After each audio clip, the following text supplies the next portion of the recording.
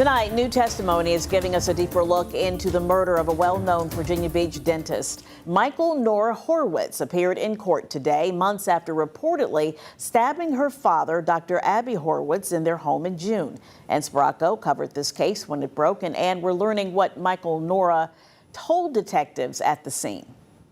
Yeah, Janet, a Virginia Beach detective testified in the courtroom this morning as to what Norah Horwitz reportedly said led her to stab her father, Abbey Horwitz, and why it took her some time before she called 911.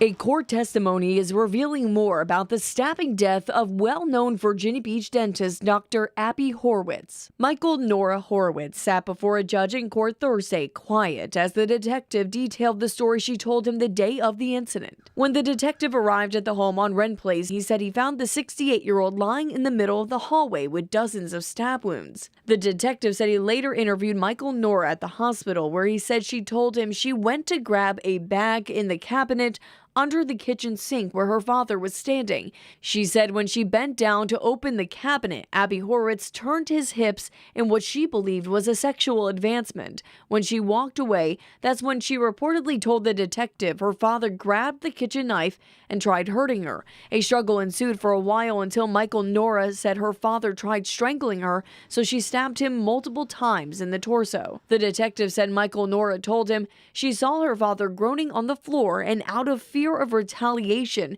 she stabbed him dozens of more times until he died.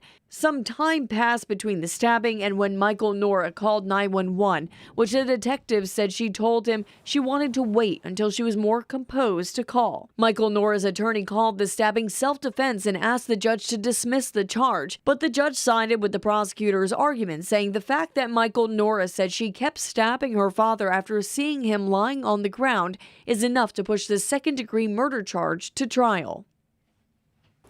And the detective told the courtroom Norah told him her father had sexually abused her in the past, which is why she reportedly feared a sexual assault when the struggle ensued. Family members did not attend the hearing, and the attorneys did not wish to speak with us on this case.